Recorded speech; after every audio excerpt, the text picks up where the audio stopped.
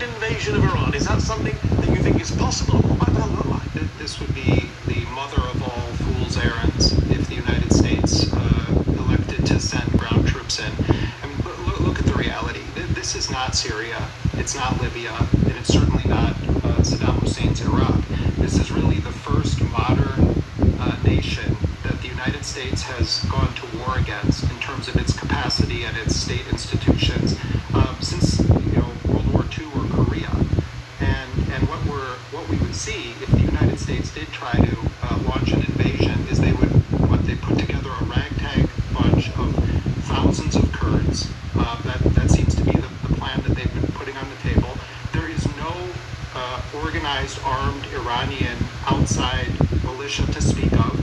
They presumably would be assuming they would get mass defections, and I think they are dramatically underestimating what the IRGC is, and also the fabric of Iranian society. See, when you start to believe your own delusions, when you start to imply that every single Iranian is a prisoner to a dictatorship of a mullah, the rhetoric that these guys use at the Pentagon and at the White House on down, and you start to believe, get high on your own supply, then you start to say, oh, well, if we come in with ground troops and Netanyahu's telling us that the people are going to rise up, you end up on a utter catastrophe where it's not just a quagmire, but you're going to have masses of American soldiers coming home in body bags.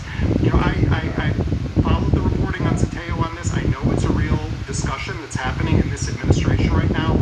And I just want to be clear, if the United States does contemplate putting ground troops in, I think it's going to be an utter bloodbath. And I think that there's a reason why Abbas Araghchi, who is a PhD, British educated man, who is the foreign minister of Iran, when he was asked on NBC about the possibility of ground troops, he said, we're looking forward to it.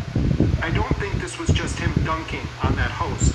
I think that there is a sense in Iran, among the IRGC, but also among the political echelons and broad parts of the population, that if this is going to be an existential war, then fight fair. Don't launch your missiles from ships. Don't come in with your bigger bombers. Send in your troops. Send in your crusaders, and let's have this war. I think it's real.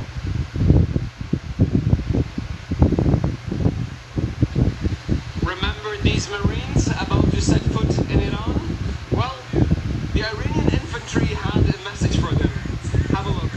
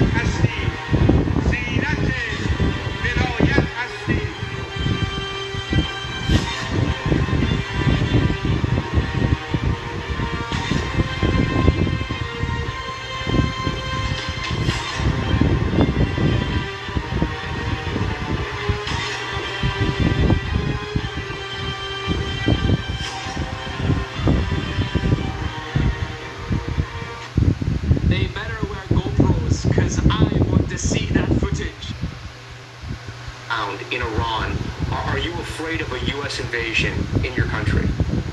No, we are waiting for them. You were waiting for the U.S. military to invade the ground troops? Yes, because we are confident that we can confront them, and that would be a big disaster for them. So you're saying that Iran is ready and willing to take on the U.S. military if there were to be ground troops? Well, we were ready for this war even more than the previous war. So you can see, the quality of our missiles, how much they are upgraded after the last war, because we learned lots of lessons. And we are prepared for any other even eventuality, even a ground invasion. So our soldiers are prepared for any scenario. When I said we are waiting for them, it didn't mean that we are waiting for continuation of the war. No, but we have prepared ourselves to confront with any scenario, with any eventuality, any possibility, and we know that we can handle that. Are your allies Russia and China helping you? Well, they are supporting us politically and otherwise. Boots on the ground in Iran. Are you afraid of a U.S. invasion in your country? No, we are waiting for them.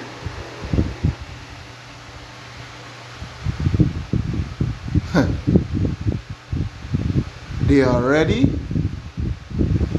They are ready. And they are waiting. I say it again. They are ready and they are waiting. Shalom, shalom, shalom. This is a brother Kahan from the GMS Prophetic Vibration Camp here in Trinidad with another edification through the power and spirit of Yahweh Basham Yahushai. Alright, so first and foremost, God Halayam. La Allah Hayanawa Yahweh Bahasham Yahushai Bahasham Rakaha Kodash Barakata Yahweh Barakata Yahushai Barakata Yahweh Barakata Yahushai Barakata Yahweh Barakata Yahushai. Double honors unto the apostles, the bishops, the elders of great millstone that rule well. Salutation unto the brothers who preaching and teaching the truth through the four corners of the earth, risking their lives and the freedom to do so no more than ever. Shalom unto the speckled bird Israelites, along with the very few but faithful Akwad. We say Shalom. They are ready and waiting. Yeah? That is what it is. That is what it is. No long talking.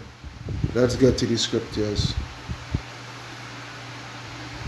This is the book of Jeremiah.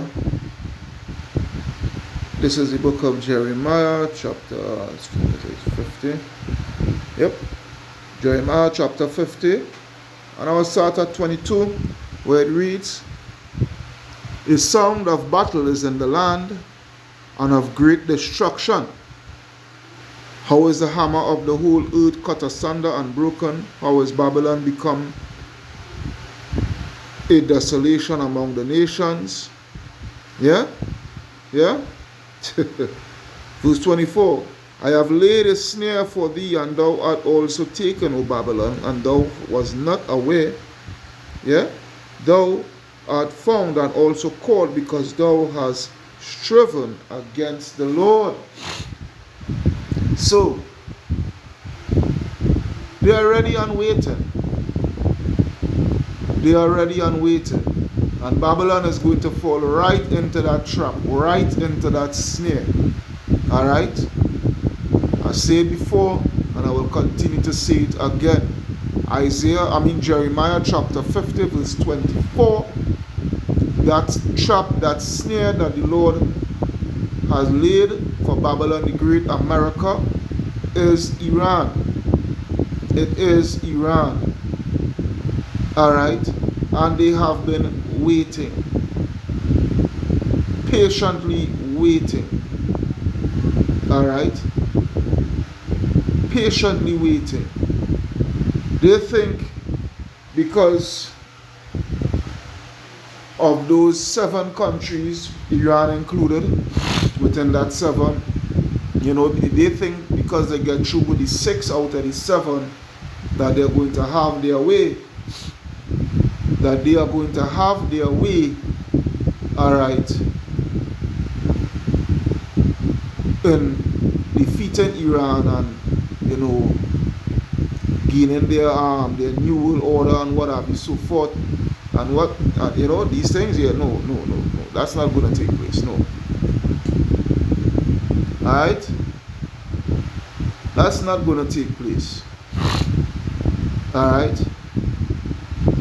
All the charmers and soothsayers and prognosticators pursuant to Isaiah 47, and I will believe from verse 12. Yep. Isaiah 47 and 12. I'll go straight to the point. Alright, where it reads, stand now with thine enchantments and with the multitude of thy sorceries wherein thou hast labored from thy youth. Okay? If so be thou shalt be able to profit, if so thou mayest prevail. Alright? Reason why I'm pulling the scripture, because don't get it twisted. These elites, alright, these elites and these high-ranking military officials and politicians and whatever so forth, you know, they all seek to their witchcraft and whatnot so forth before they go out into war, before they go out into battle, to know if it will be profitable for them, you know, in these wars that they are waging and what have you so forth. Alright? And this is the thing, you know, as the guy said in the clip there, you know, they're getting high off their own supply. They live in an illusion. You know? They are living an illusion. And they are high off that illusion. That they cannot see that, you know, the Yahweh Shem Yahshai has clouded. He has clouded their vision, that they cannot see their destruction. That is why a perfect example of that is oh Lord, I think it's either 2 Kings 19. Bear with me. Let's take a look at 1 Kings. Let's take a look at 1 Kings 22 and 21. Alright, this was concerning Ahab. Alright, this was concerning Ahab and what have you so forth, when he and King Jehoshaphat with the prophet Micaiah, you know, because he was seeking, you know, the prophet to know if it would have been profitable. Alright, he was seeking the prophet, because the thing is, all the prophets excepting Micaiah, they were letting them know that, hey, yes, you will be successful, you know, in going up to Ramat Gilead to war and taking the land and what have you so forth. Alright, but this is the thing here, and this is the same thing that the Lord is doing again on the left hand side. Alright, pursuant to these elites, these Edomites. Alright, this is 1 Kings 22, and I'll start at 19. And he said, hear thou therefore the words of the Lord Yahweh Shem Yahshai. I saw the Lord Yahweh Shem Yahshai sitting on his throne, and all the hosts of heaven standing by him, on his right hand and on his left. And the Lord said, who shall persuade Ahab that he may go up and fall at Ramat Gilead? And one said on this manner, and another said on that manner. And there came forth a spirit, and stood before the Lord, and said, I will persuade him. And the Lord said unto him, whereat? And he said, I will go forth, and I will be a lying spirit in the mouth of all his prophets. And he said, thou shalt persuade him, and prevail also. Go forth and do so. So going back to the where was I? The Isaiah 47 and verse 12. Going back to the Isaiah 47 and 12, where it reads, stand now with thine enchantments and with the multitude of thy sorceries wherein thou hast labored from thy youth. If so be thou shalt be able to profit, if so be thou mayest prevail. Alright? The Lord is putting it within, putting that lying spirit within their left hand side prophets, alright, to persuade Trump to go into Iran. Alright, don't just stay at this on the high seas and launch your aircrafts and launch, your missiles from your submarines and from your ships and what have you, so forth. No. Come in and let's slug it out on the ground. Alright? Let's slug it out on the ground. This is what it is. Alright? This is what it is. Because Iran is ready and waiting. And they are waiting patiently. Alright? That is the trap that is set. And Babylon, they're so proud. Alright? They're so proud. Alright?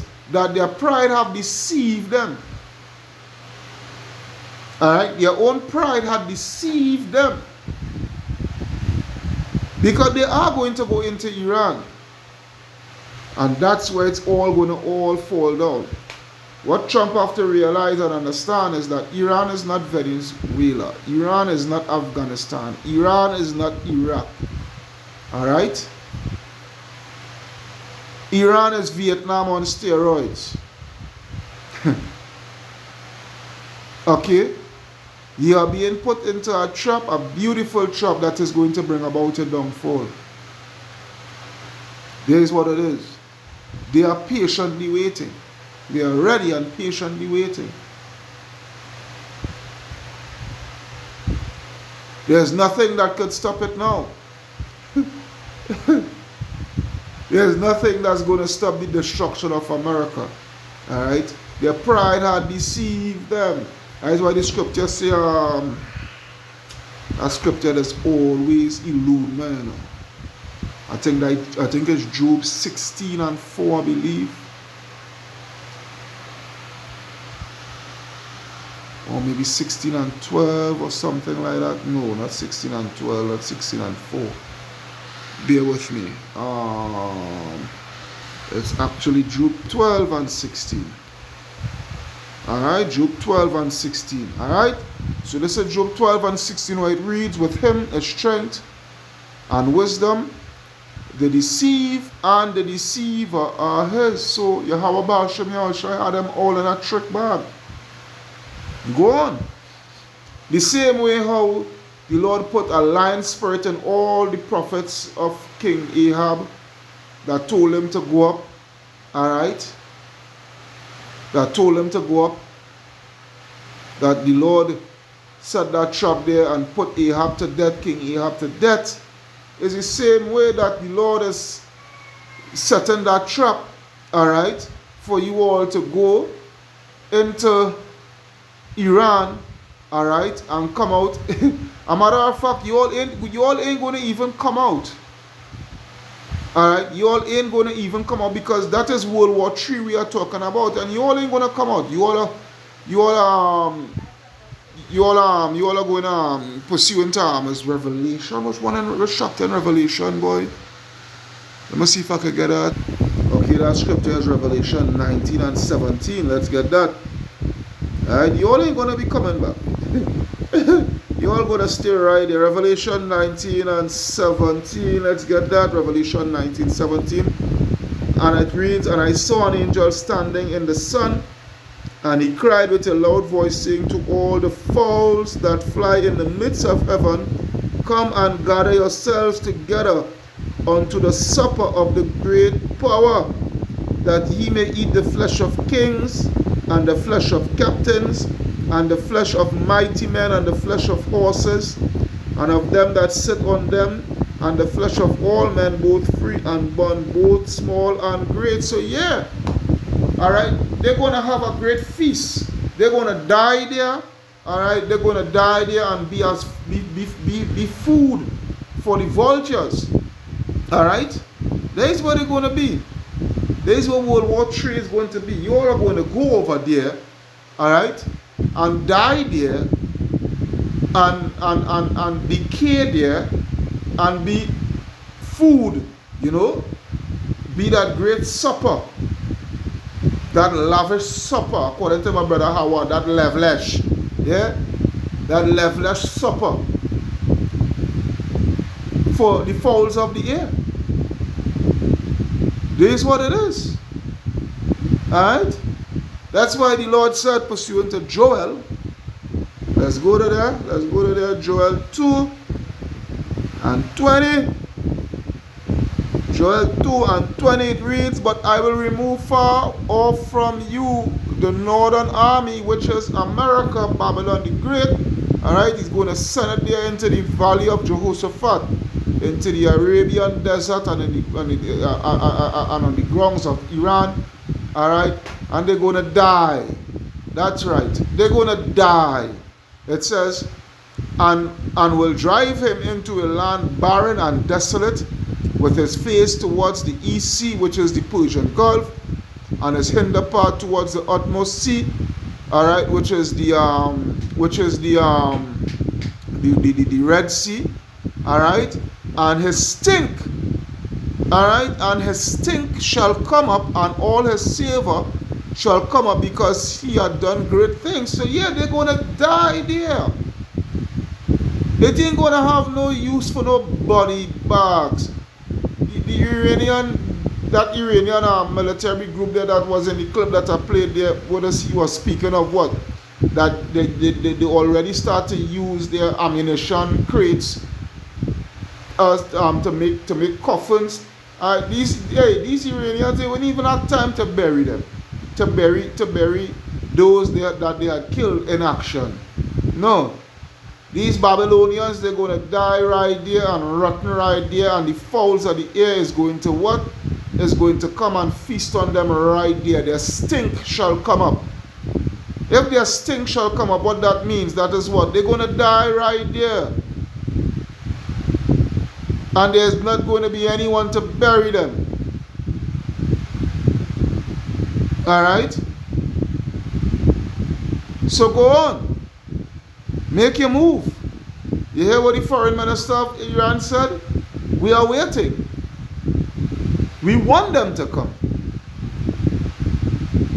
This is something that we have been waiting for ages. So guess what? They are ready and they are waiting. Alright? Ain't no two ways about it.